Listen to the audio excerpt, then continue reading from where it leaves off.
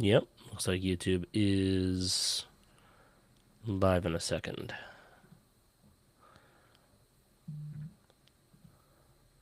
And X should be live, so we're good on all fronts.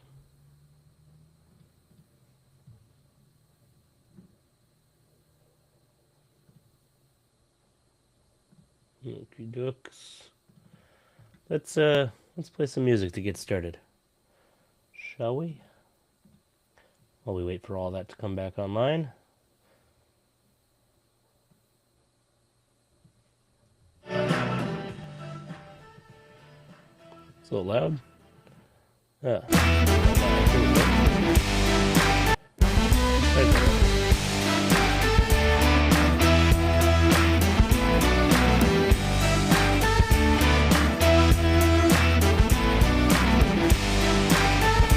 This is called The Radiant Hymn by Amari Boucher, also from our list. Sandy Gringus says YouTube is working. Sandy? YouTube is pretty reliable that way. It almost never doesn't work. It's the other platforms that are a little bit more finicky. LinkedIn has a weird video strategy. I've tried to put videos up. I can only do videos a certain length or file size. And X only will do 1080, won't do 4K. So that's a little bit annoying, but I guess they're like, hey, everybody is only watching on their phone, so who really cares? But yeah, LinkedIn, hopefully they get better video. It seems like they're going in that direction, but hopefully it's, their live platform improves as well as their video upload platform, because both have a lot to be desired. They leave a lot to be desired here. So get started in another minute here as everybody gets the notification and starts going live. Thanks, folks, for joining us early. Those of you already on.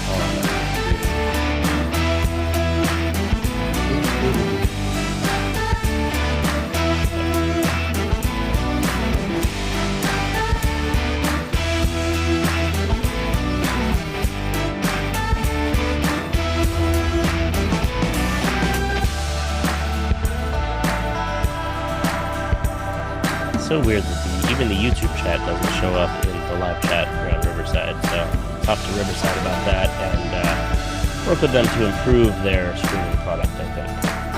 I love Riverside. It's extremely high quality. Unfortunately, the streaming is only 1080, so hopefully we'll get 4K at some point. And the integration is better. Riverside, let's talk.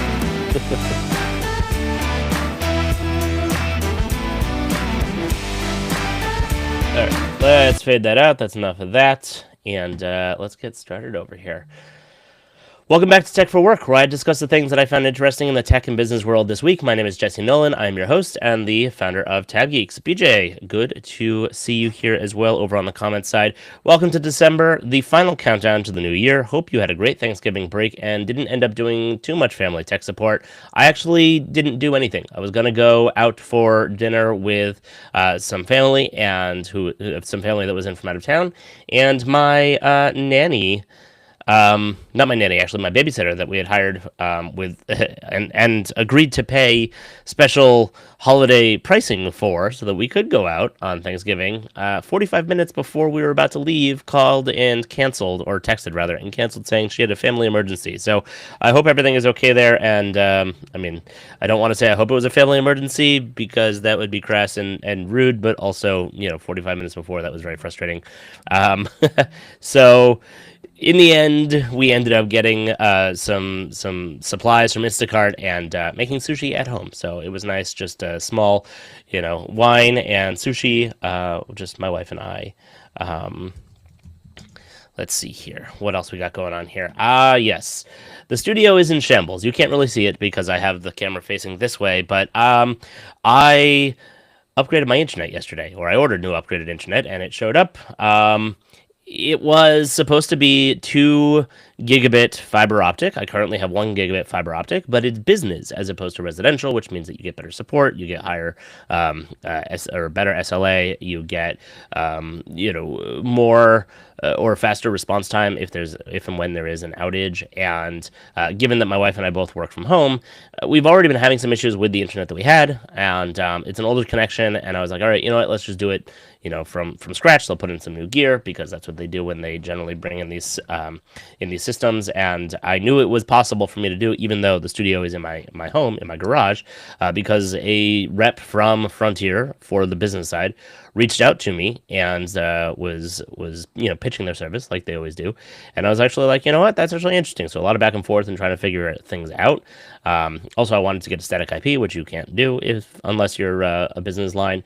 So now I've got that, and I can start doing some more VPN stuff and some testing some of the more Ubiquiti things that require static IP in order to use. And the guy came and was like, all right, well, we're going to take down your existing internet connection and we'll set up the new one. And I was like, no, my wife is working and I'm still doing things. And I mean, I know this is an install, but it's a new install. You shouldn't have to take down my other one. And apparently, they only had the capacity on the fiber cable to do one line because it was an old line. And so they had to get up, get permission from the neighbors, get up on the pole, run a new fiber cable to the house, install it. And then we had to try and figure out how the other one had gotten in. Apparently, the previous owners of the house had run the fiber cable into the wall, into the garage. And when we renovated it to make it into the studio, I never actually saw that cable. It was in the wall, and the wall had cabinets on it, and the cabinets were removed, and the walls that you see here were put up. And I was there throughout that whole process.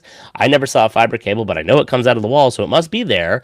So I'm a little confused. So in the end, I just basically, there's a crawl space up above me, and I had them run it in up there, and then I had run some of my own cables that run down into the server rack here, or the network rack, because I don't actually have any servers, and I was able to run their fiber cable along my existing wiring infrastructure, and thankfully it's not a fragile cable, so I don't have to worry about it snapping or anything like the old cable was. The old cable was this little teeny tiny yellow cable, which you might recognize from installs that you've seen before, and the new one basically looks like an Ethernet cable. It's a little bit what do you call it? A little bit thicker than the other ones. And unfortunately, in doing so, some things got knocked over and some things had to be rewired. And I was ready to run in cables. So I was like, what do you call it? I'll run these at the same time. And so my laptop is not where it normally is. And I've got all kinds of crap on the desk and stuff on the floor and things fell over and I don't know, whatever. Yeah, so that was fun. That was interesting. It's never simple. Internet installs are never simple. Even the new ones, the fresh ones that should be simple and should be easy, are never simple. The good news is that in doing so, the technician mentioned that the new equipment that they are putting in has much higher bandwidth capacity. And one of my complaints with residential anything is you never get fully what you pay for because there's shared lines or whatever. And in this case, I wasn't getting what I was paying for because it was old equipment as well. And so I was paying for gig fiber. I was getting 700-800 on a good day. I never hit anywhere near 950 or 980, maybe when they first put it in, but Frontier is heavily oversaturated, especially on the residential side. I reported a couple of weeks ago that they're getting ready to sell to Verizon in the new year. And so essentially, I don't know if they are trying to pump their numbers or whatever, but this is a good deal, and they had a promo, and so I was like, all right, fine, let's do it. The funny thing is, and this kind of blew my mind, is that they put in their modem, and I was like, all right, let's plug into this, and so I plugged into the Ethernet port on their router, rather, and I was only getting 1 gig speeds, and I was like, all right, well, that's weird. And then I thought, oh, wait a minute, I'm using a dongle for my MacBook Air, which is not my primary. My primary is my MacBook Pro that's plugged into the TS4 from CalDigit, which does have a 2.5 gig NIC. So I pulled out a 2.5 gig NIC adapter and plugged it in, and was still getting 1 gig speeds. And it took the guy a minute, and then he realized, oh, well, the router that they gave me, which is Sagecom, and is routing internet for the full 2.5 gig, the Ethernet ports are limited to 1 gig. What? I don't understand why they would deploy a device that is designed to max output on out of the only 2 LAN ports that are on there at a max of 1 gig speeds. He's like, oh no, if you want to get the full 2.5 in one stream or 2 gig, whatever it is, you have to use a Mocha adapter. Now Mocha, as far as I understand it, is coax, and it is. It's a coax cable. Here, I'll show you. Whoops! Let's try not to break everything. I can actually unplug this because it's not powering anything. But Here, this is a Mocha Ethernet adapter from Frontier. It's powered. It has its own plug, and this is a coax cable. This is cable, and it's insane to me that once he plugged that in and plugged in the adapter, I was able to get 2.3 gig per second out of that connection. And all of a sudden, it was working just fine. And I was like, why did you give me a router that cable is faster than Ethernet? Like, Ethernet is 10 gig speeds and beyond. And you guys are deploying to a business customer something that has to work over coax in order to get the full speed. And sure, it got there. It gives me the full speed, but this is ridiculous. I don't understand this. I think what I'm probably going to do is either see if they have a different setup they can give me so that I have two fiber lines coming in so that I can have the multiple static IPs into my test rack and into my main rack, and just plug the fiber cable directly into the rack and get an SFP module that plugs directly into it. Or I don't know, something else, because I don't want a double NAT situation. If I'm going static, I'm going static. But like, why would they do that? I don't understand that. So I figured I would let you all come in and be entertained with the disaster that was trying to get this installed yesterday. And it was like hours of waiting for this guy. And I was like, I have to go get my kids from school. And so basically, I did some of the wiring just to help this go faster because, hey, I'm a network guy. It's one of the things I do. And he took a look and he's like, oh, wow, you did all that and you did it right correctly. I was like, this is what I do. So shout out to that guy who tolerated me helping him do his job and get him out of here faster. He was happy though because it was a 8 to noon appointment and they only dropped it on his lap at 1 p.m. So he was way behind anyway. And checking the comments, BJ says, we do it not because it's easy, but because we thought it would be easy. And I think I need that on a t-shirt. B, I think I need to print it out and put it in like bold letters above my desk here so that we always remember it, because it's incredibly true there.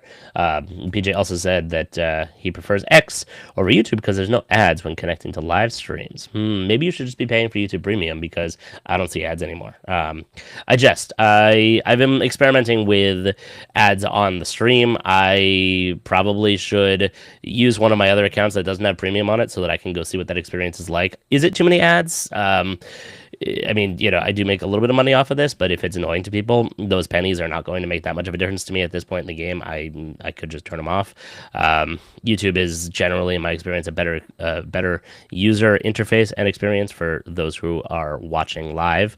I do publish it in a higher quality of the show, in a higher quality to Spotify on video, as well as the other podcast networks, although I think Spotify at this point is the only one that's actually supporting video and aggressively building out a feature set around it. So thank you, Spotify, for doing that as a creator. That's awesome.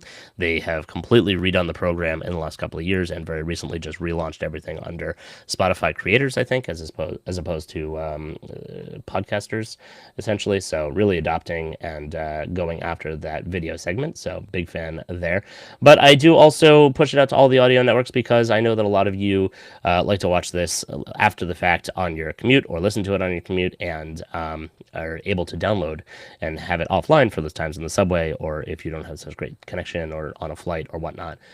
So I do try my best to make it a good live show or recorded show with, as much on the audio side so that you don't have to be watching it. And, going into the end of the year here, one of the things that I want to talk about is we're in the final countdown to the new year. And this has been, an ongoing experiment for the last couple of months. And I plan to continue it 100%.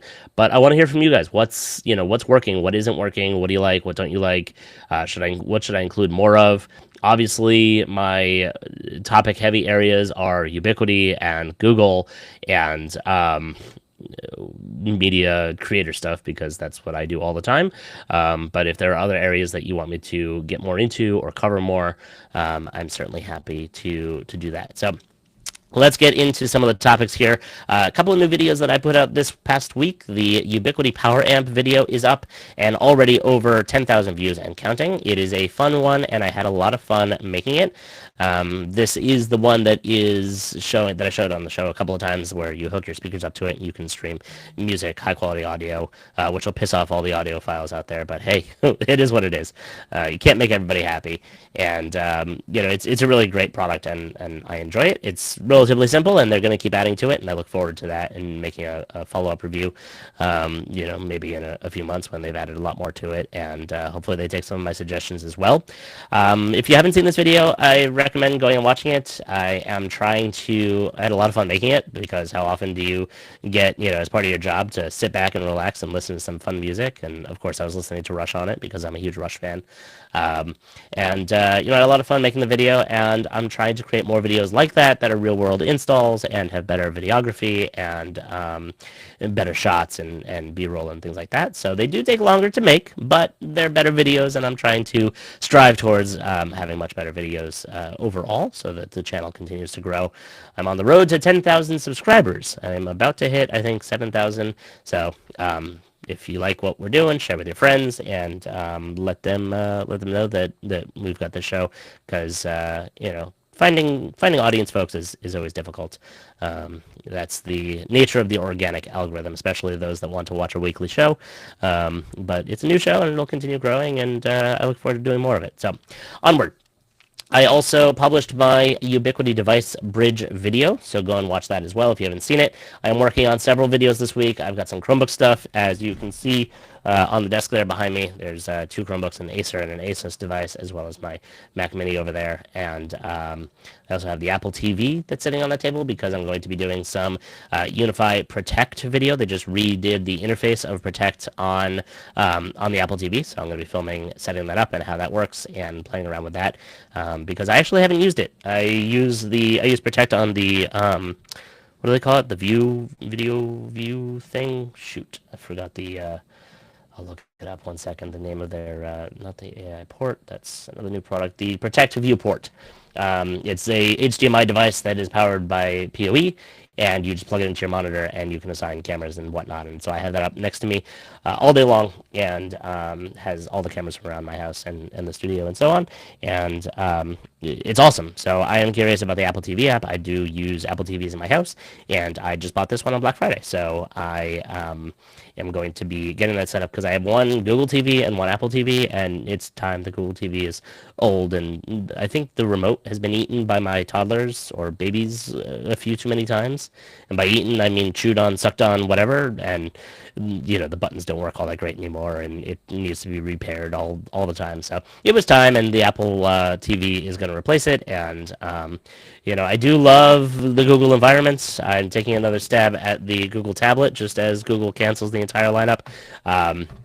But it's, as far as TVs go, the Apple TV is just a better device. And I do have the new Google TV, or whatever it was called, the new not Chrome, the new I forget, the new streamer. And I decided not to use it, because I wanted a unified experience on my TVs, and so I'm going with the Apple TV there. So anyway, some new Unify products. I will share my screen for this bit, because I want to show them off.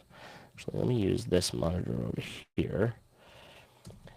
Ubiquiti came out with a bunch of new products that I don't know if I'm going to get my hands on, because I don't exactly have an environment to put them in. They are the enterprise set of products. So we have three new products here: the E7, E7 Campus, and the E7 Audience, two of which are the E7 Campus is only going to be available next month, and the E7 Audience is going to be available in March 2025. So the E7 is their totally redesigned, brand new, now squarish instead of circle access point, which is, I guess, as somebody pointed out on Twitter or on X, I joked full circle, but full square, I suppose, return to their earlier designs, where they're like from 10 years ago access points from when they started the company were square. I actually like this squircle, I guess, because it's got curved corners. I think it's really nice. It also looks super thin. It's a 10 by 10 inch AP. It's incredibly powerful. It's got Wi-Fi 7, of course. It has 10 spatial streams. Normally their APs have 3, 4, maybe. This is meant, all three of these devices are meant for massive environments. So um, it's also can do real-time spectral analysis for enhanced channel selection, which means it has a built-in scanning radio, which it says here as well, dedicated spectral analyzer radio, and it can do 2,000 square feet of coverage and can support up to 1,000 connected devices simultaneously, and has two ports, one for power and data redundancy. Um, I don't know if I'm going to get my hands on this because, again, I don't have an environment where I've got 1,000 people. So if anybody wants to help me put together a flash mob out here in LA, then we can do a test for this, and I'll tell Ubiquiti to send me one. Otherwise, probably not going to be ordering this because it is $500 just for the AP alone. And then, of course, you need some professional switches in there to be able to get those speeds through it. But it is a really sweet device, and if you are on, a college campus or a stadium or someplace that has an enormous amount of people connecting in a small area, you are going to want to take a look at these. So that's the first one. That's a $500 device. The E7 Campus, as I mentioned, college campuses, is, I believe this one is, indoor-outdoor. So the first one was just indoor. This one is indoor-outdoor. It has something that they're calling Prism Active RF Filtering Technology, which I'm not entirely sure what that is. It's some new trademarked name. It essentially filters out a lot of the feedback from going through brick walls, apparently, according to their video. So go watch their video announcing it. They will explain it better than I can. But again, Wi-Fi 7, 10 spatial streams, etc., etc.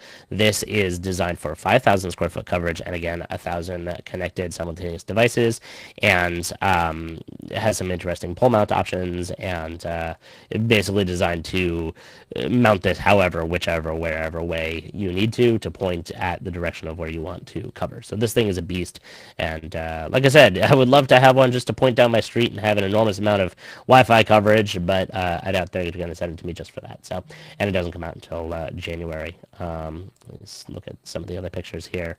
Again, you need the enterprise stack in order to run it because it requires a lot more power and a lot more capabilities there. So, very interesting stuff there. And then the beefy boy, the beast, which I think, or I have a feeling, this is replacing the what do they call it? It's been out of stock forever. The Wi-Fi Base Station XG, which was a tri-radio Wi-Fi 5 AP with 12 streams. This is obviously Wi-Fi 7 with 12 spatial streams. This is the one that you're going to want to put in extreme, crazy high-density high-density environments, deployments. I just tried to combine those two words, and it didn't work. But like stadiums, in fact, the picture they have it here is in the stadium, and they're probably using it over in the FedEx Arena in Memphis. The Grizzlies there, I think it's the Grizzlies, are actually owned by Ubiquiti founder, and I've heard the head of IT there for the arena speak about their deployment, and they're using that as a little bit of a development test site for a lot of these things. So if you are in the area and you go there, maybe have some sharp eyes, and you can see some of the latest and greatest, biggest, beefiest Ubiquiti gear deployed over there. But this thing is ridiculous. Like, this is designed to be able to support, again, 5,000 square feet, 1,500 connected devices.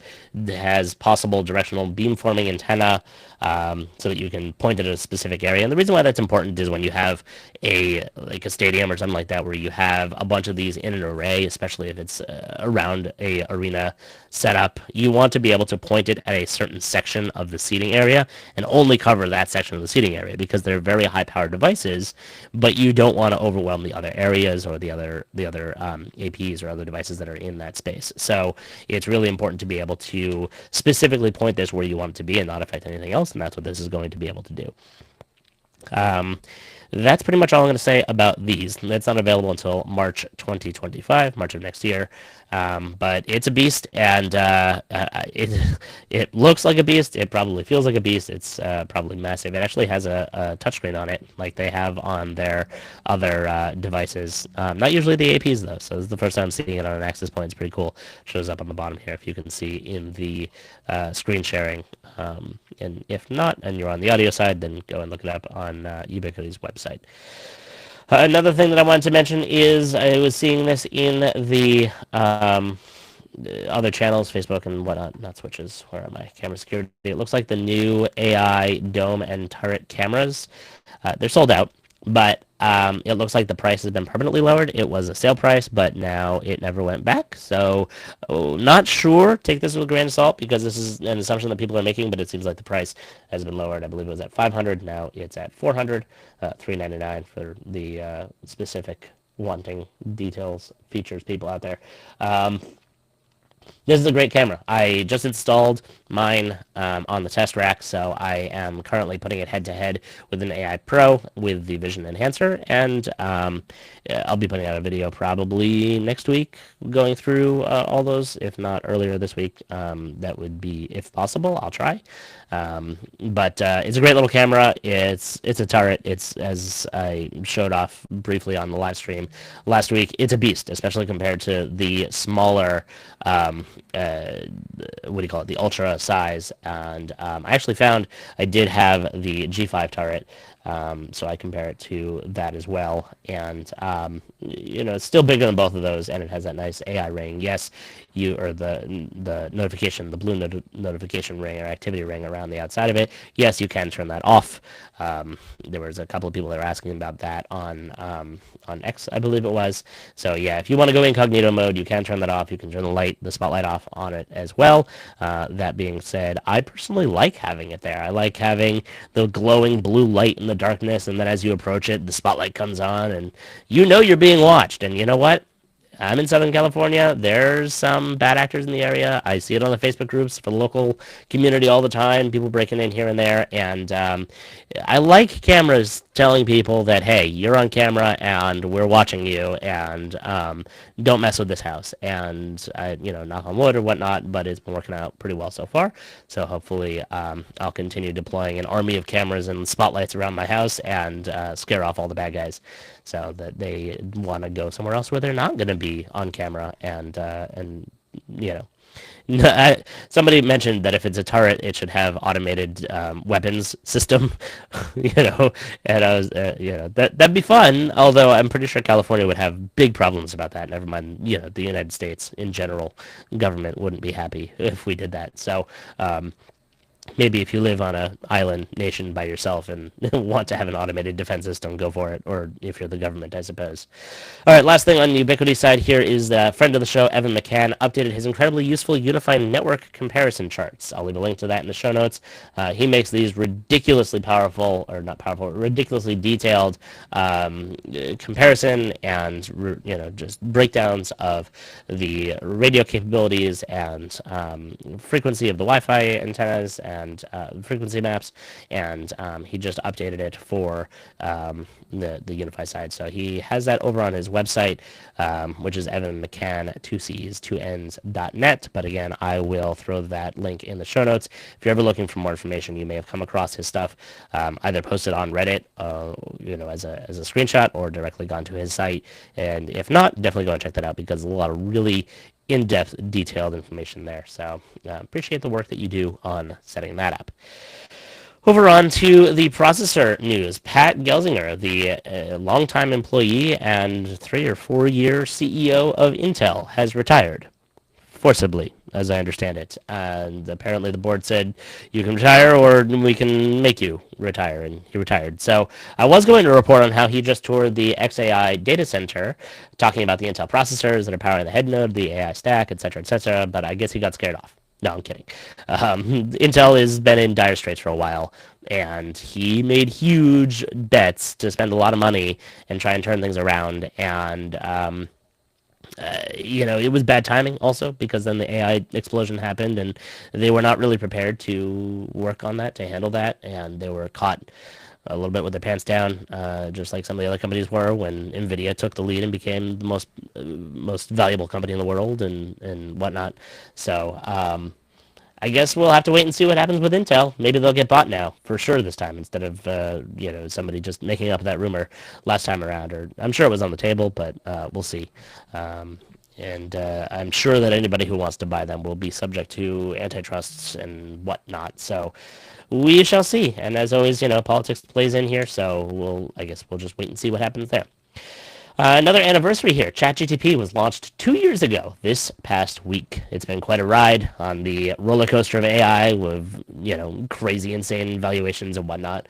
And we're only just on the beginning of it. And I was noticing some interesting parallels between um, the timing of and the path of the Google antitrust case that's happening, and tying that into the Microsoft antitrust case and how that went down back in the day. Because at the time, Microsoft was battling the government for antitrust and missed out on a lot of the early internet stuff that would have allowed them to kind of dominate that area, and allowed a small company of a couple Stanford guys, I think it was, called Google to start up and start building and become the giant that they are today.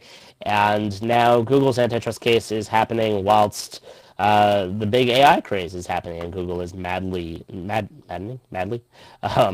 trying to catch up and stay up to date or stay in the lead. And they've had the tech, they just haven't put it in the products. So, you know, that's been a huge process for the last 2 years, and I'm sure we're going to see at Google Next coming in April a whole lot more Gemini stuff. I'm working on a couple of videos going into what's available with Gemini. I've had a bunch of people reach out to me for help on getting set up to use Gemini. It's good. It's not where they're promising yet or where I want it to be yet, but it's decent. Is it as good as ChatGPT? No, not necessarily. On certain things, it's probably better. I have been using it for doing some of my summarization of my transcripts from my videos and things like that, as well as idea generation and just kind of putting things back and forth. It's been very useful with that. ChatGPT actually was not as useful when doing YouTube summarization and things like that, and I don't know if that's because Google has it tied into or trained on YouTube better than ChatGPT does. OpenAI refused to answer the question of whether or not it trained on YouTube data, so we don't actually know. But this is the early days, and so it's going to be interesting to see if Google can continue with the antitrust battles that they have against the government. If some of them go away with the new administration, I don't know, but hopefully Google can keep focus and keep building on all the things that they're building, both on the dev side as well as on the workspace side, because I like what I'm seeing, and I want it to get to where the vision is, and they've still got work to do, and obviously nobody is taking this lying down, and all of the AI companies out there are working very, very hard to beat each other, so you gotta stay on your toes with this one. Continuing on, talking about subsea cables, I didn't realize when I started talking about subsea cables, I hope not, subsea cables, that it would be such a long-running topic in the news every week here, but Meta is building what they call the mother of all subsea cables, and this is an article over in The Verge. The network cable will reportedly span the globe while avoiding geopolitical hotspots and cost $10 billion. And the reason why companies do this, as I've talked about in the last couple of shows, is because they want to be able to have their own subsea cables that they can control and that they can prioritize the traffic across it, and are able to help their system stay online. And the big push of AI is a lot of data. A lot more data is moving across the world and being gobbled up and used up by networks. And so we're going to need continuing innovation and addition or construction in these areas in order to have this built out. This is one of the first major infrastructure build-outs that we've had, or severe increases in infrastructure build-outs that we've had in a long time. Obviously, during the metaverse thoughts or timeline there that didn't really pan out entirely, still TBD, I suppose. There was some more data centers that were brought online, but the investment in data centers and data and energy and all of that is happening now is unlike anything we've seen in a very long time, probably in the last 10 years since they started really building out better infrastructure for the internet. And so this is going to be pretty huge. It's going to take $10 billion, and I mean, they estimate $10 billion, but who knows? Probably go over, and likely take between 5 to 10 years to complete. So, I'll let you know in 5 to 10 years how they're going on that. Speaking of the metaverse, I tried the Xreal glasses. This is the AR, not AR, it is AR, but the Air 2 Pro, and I had tried these out at the augmented and virtual reality conference called AWE. It was here in Long Beach, I don't know, 6 months ago or so.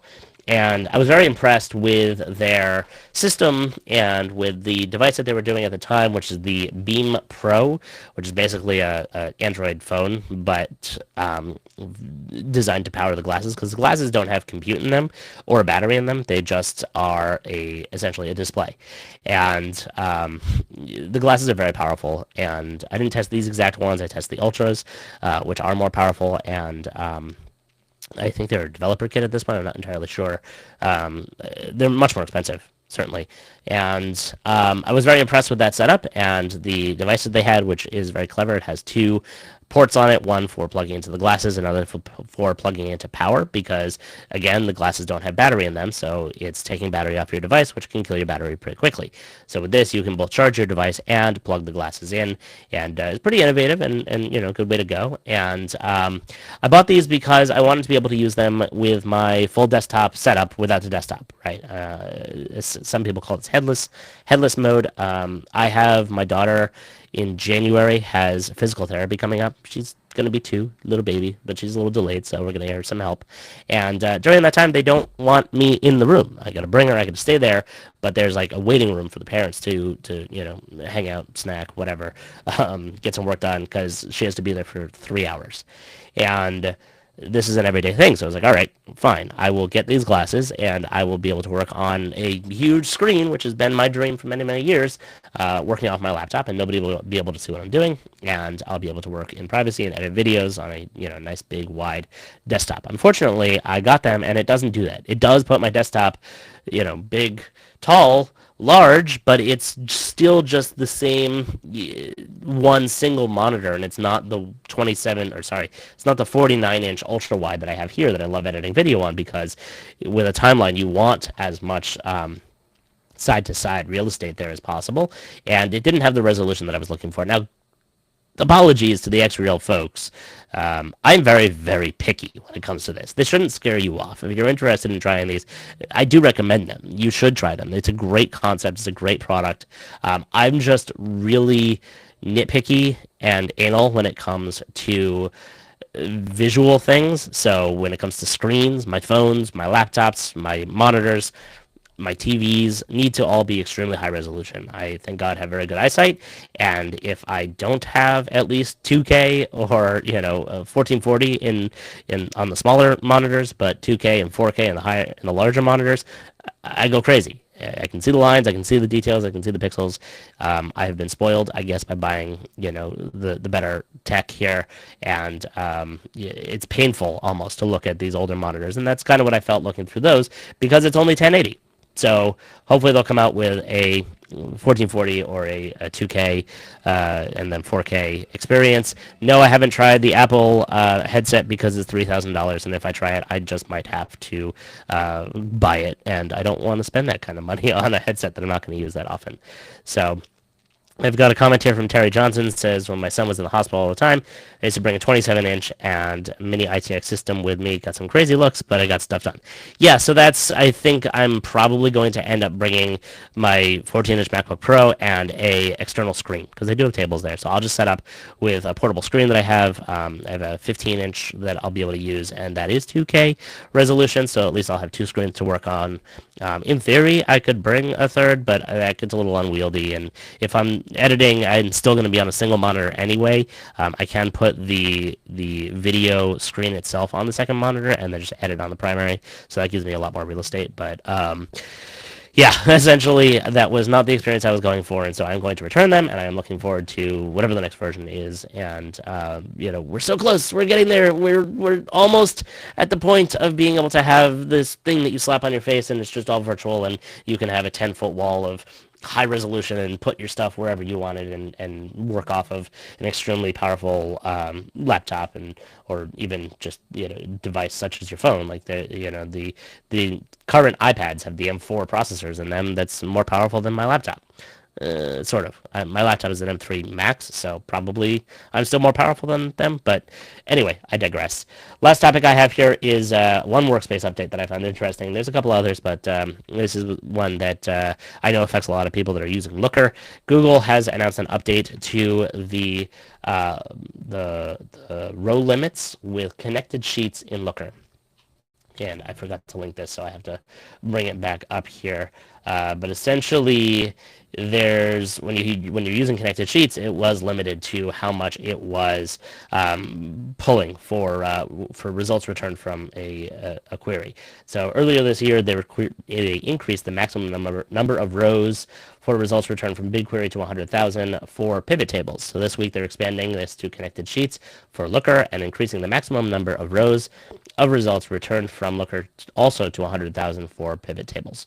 So this is going to be rolling out to rapid release and scheduled domains now. So if you're interested and affected by that, then you should definitely go and take a look. And then the only other thing is something that I already covered here is the Gemini mobile app is now available for Google Workspace users. So it was available before, but that was more on the consumer side. For Workspace users, you are going to be able to log in and use it, which is great. So if you're interested in that, go and check it out. And that's pretty much all I have here, 40 minutes or so. Solid, decent show. Thanks for tuning in. And I think I'm going to take a break towards the end of the year. I mentioned my studio is a colossal disaster, so I need to rebuild it, and I was planning on rebuilding it anyway towards the end of the year here, so I don't know. Next week I'll do a show. We'll see about after that. But, end of the year is always funky when it comes to doing content like this. So have a great week, and I'll see you next week on Tech for Work.